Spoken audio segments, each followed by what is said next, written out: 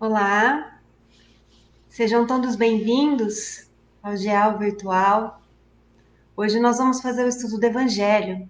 Meu nome é Carla, sou trabalhadora do GEAL e vou falar com todos vocês sobre o dever, que está no capítulo 17 do Evangelho segundo o Espiritismo, item número 7. Quero lembrar que de quarta-feira nós fazemos o estudo do Evangelho às 8 horas.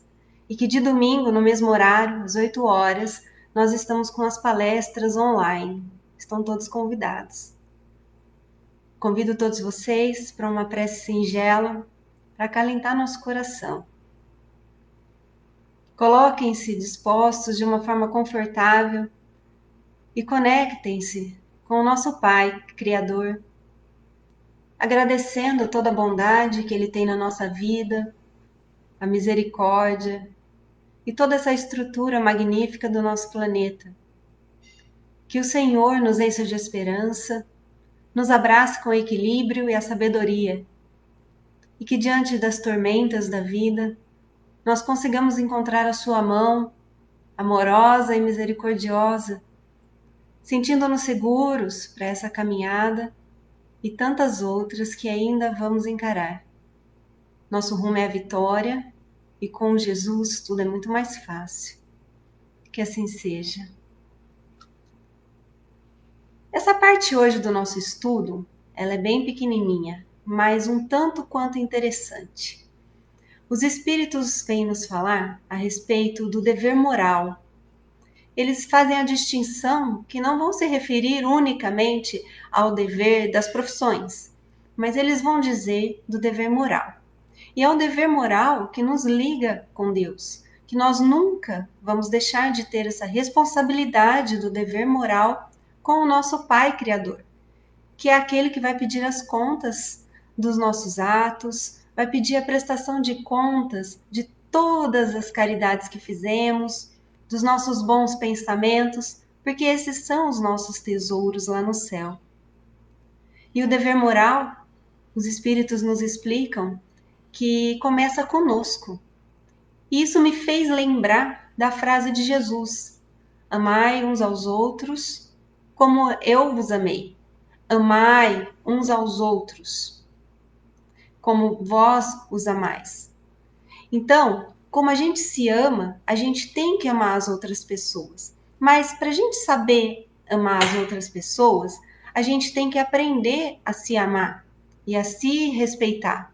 A gente tem que aprender a entender dentro de nós os nossos conflitos, as nossas necessidades, as nossas alegrias, tudo aquilo que a gente precisa desenvolver. Quando então conhecemos a nós mesmos, estivermos aptos a nos acolher, teremos maiores condições de acolhermos nossos irmãos, de estendermos as mãos para estas pessoas, de estendermos o nosso colo amigo, o nosso ouvido acalentador para as pessoas que necessitam. Porque nós somos inseridos na sociedade, na família, nos lugares exatos, nos momentos exatos para nossa evolução. São os lugares para os quais nós temos missões e responsabilidades a cumprir. E estes são os nossos deveres. Mas quais são eles? Já refletimos sobre eles nas nossas vidas? Já chegamos a nos questionar o que é necessário de nós em cada lugar da criação que nós passamos? Sendo que podemos deixar uma palavra de bondade, uma palavra de amor, por onde nós passarmos e alegrarmos os dias das pessoas. Celso Policarpo, numa palestra que ele fez no YouTube, sobre esse mesmo tema, o dever, ele faz uma comparação muito pedagógica. Ele fala que a gente tem que saber separar os nossos prazeres dos nossos deveres. E os espíritos falam nessa parte do texto, que é muito difícil quando a gente entra na esfera do sentimento, conseguir separar aquilo que nos prende nessas tentações com aqueles deveres que nós devemos cumprir. Então, uma boa reflexão é com base nessa afirmação do nosso colega Celso. Vamos verificar, estamos vivendo por prazeres os prazeres da carne, os prazeres materiais, ou estamos vivendo pelos prazeres espirituais, que estão diretamente relacionados com os nossos deveres. Somos ligados a leis divinas, e dentre elas, a lei de causa e efeito. E para que nós possamos receber de volta coisas boas, bem-aventuranças nas nossas vidas, nós temos que fazer um bom uso do nosso livre-arbítrio. Lembrando que quanto mais nós conhecemos, mais responsabilidades nós teremos diante dos nossos atos. Mais responsabilidade teremos diante das pessoas. O dever é aquilo que a gente consegue enxergar onde a gente pode ir que não afete a outra pessoa, que não interfira na liberdade e no direito do próximo. Devemos fazer também aquilo que gostaríamos que fizessem conosco. Essas medidas são excelentes, são equitativas para nós e para o próximo. Quando nós desejamos fazer o bem, recebemos o bem automaticamente de volta. E os espíritos também nos falam que o dever, ele não deve ser algo inflexível, ele deve ter uma flexibilidade, porque senão ele se converte em arrogância, em orgulho, em prepotência, e não é essa a intenção de Deus, porque esses são vícios, são chagas da humanidade. Os deveres do coração são os que engrandecem a gente, e eles estão ligados com as nossas virtudes. Eles estão ligados na nossa capacidade de estender a mão que Deus nos oferece, que Jesus nos oferece, que eu disse na oração, é a mesma mão que nós estendemos para as outras pessoas. Porque é através de nós que Deus atua na providência divina. E qual que é o nosso dever perante a sociedade? É auxiliar o mais fraco, é auxiliar o menos favorecido. Tem uma frase muito bonita que eu gosto que aparece no Evangelho também, que fala que se a gente sempre olhar para cima, para ver as pessoas que têm mais que a gente sempre vai achar que nos está faltando alguma coisa. Mas se nós olharmos para baixo e enxergarmos as pessoas que têm menos, que se encontram em momentos de maior necessidade, nós verificamos o quão rico nós somos. E hoje eu trouxe aqui para fazer uma reflexão, um texto do Emmanuel, no livro Pensamento e Vida, capítulo 21.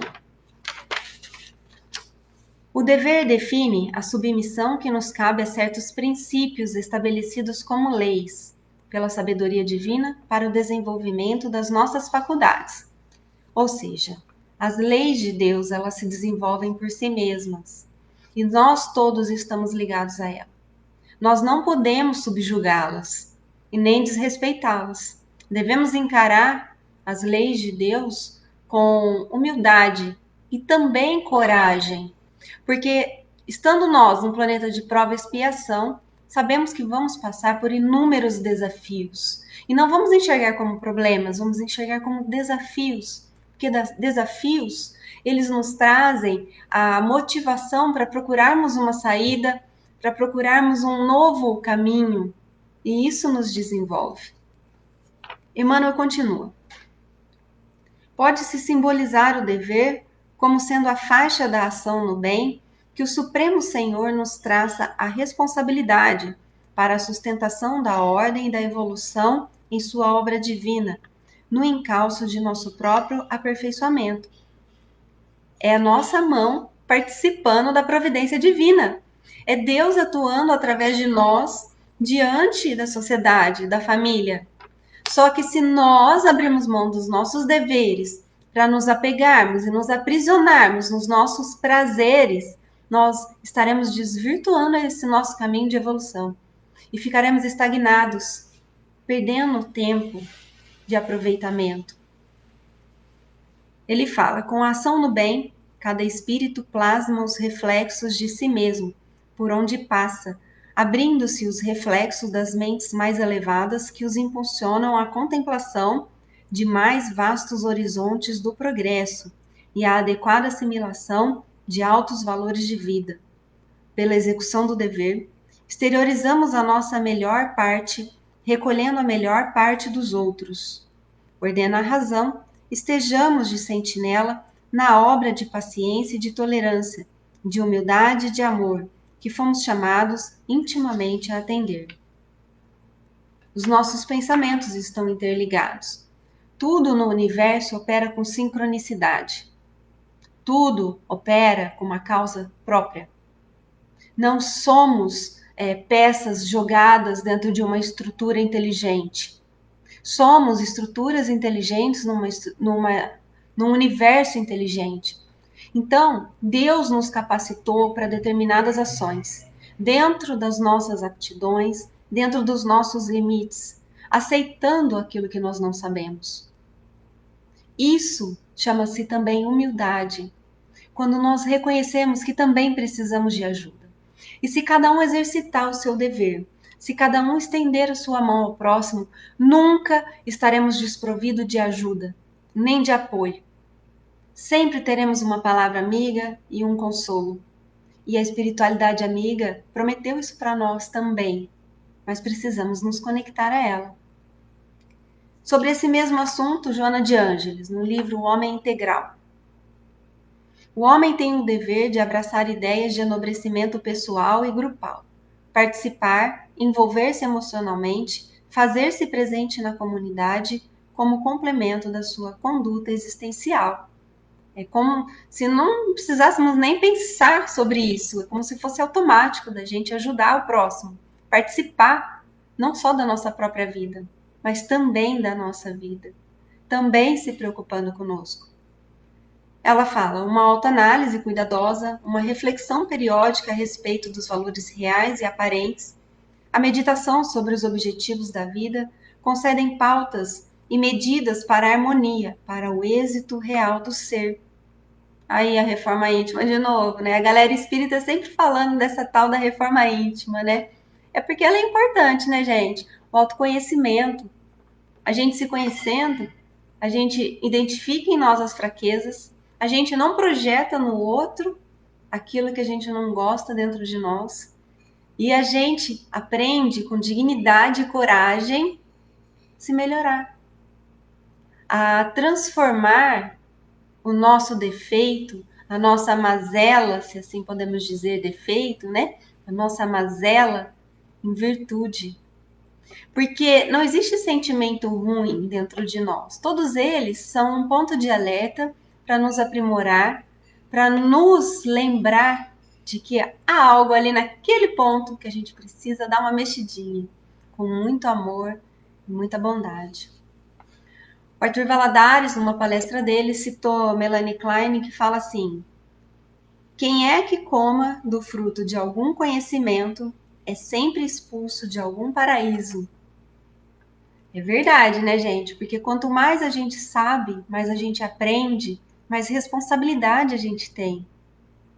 E a gente sabendo e fazendo bem, tudo isso retorna para nós. Aquele que foi dado, será dado mais ainda. E aquele que não tem, será tirado. Não é uma maldade de Deus. É só uma lei de causa e efeito, que Jesus disse em linguagem figurada para nós nos evangelhos. Então, tudo está relacionado ao nosso livre-arbítrio. Nós vamos comer a maçã da perdição o tempo todo? Nós vamos comer do fruto proibido? A partir do momento que tivemos conhecimento do bem e do mal, nós temos mais condições de administrar o nosso livre-arbítrio. Nós temos mais condições de exercitar com dignidade o nosso dever. E hoje já não dá mais para tamparmos os olhos e dizer que os prazeres do mundo são os prazeres que nos levam à glória. Talvez uma glória do homem, aquela glória que morre junto com o nosso túmulo, que morre junto conosco e vai no nosso túmulo. Porque lá no céu, lá no plano espiritual, lá com os nossos amigos queridos, invisíveis, eles não vão medir os nossos títulos e a nossa condição financeira, patrimonial, quanto poder a gente tinha, quantas pessoas nós humilhamos.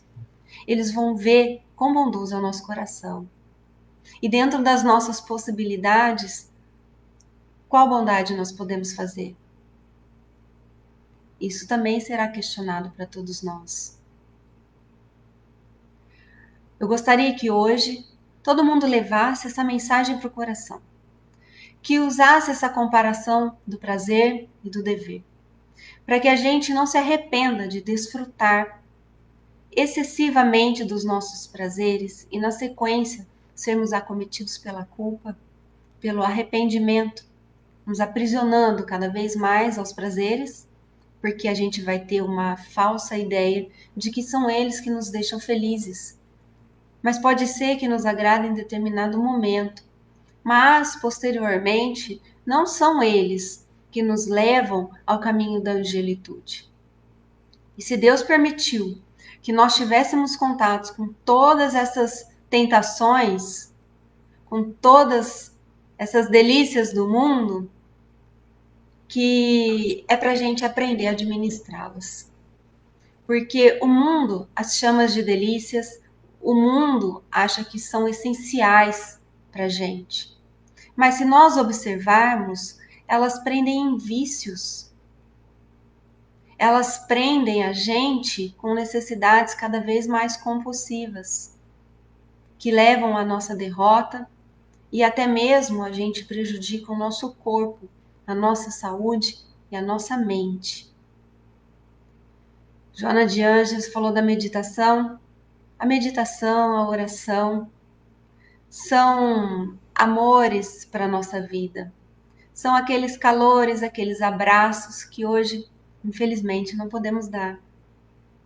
Mas o nosso Pai, infinito em amor e bondade, está sempre disposto a nos fazer um carinho na face, com a brisa suave da manhã, o ventinho quentinho da tarde.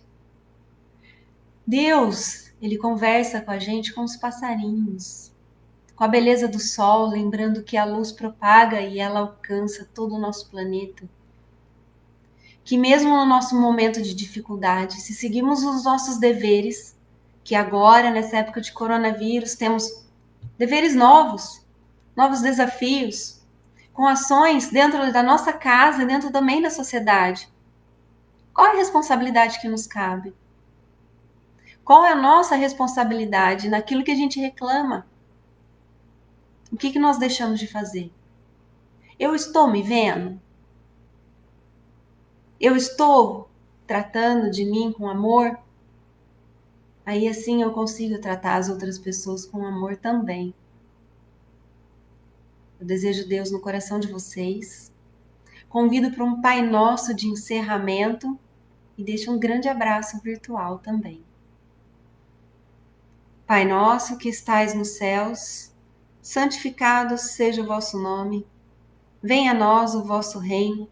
Seja feita a vossa vontade, assim na terra como nos céus. O pão nosso de cada dia nos dai hoje.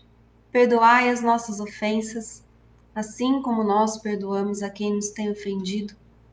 E não nos deixeis cair em tentações, mas livrai-nos e guardai-nos de todos os males. Que assim seja.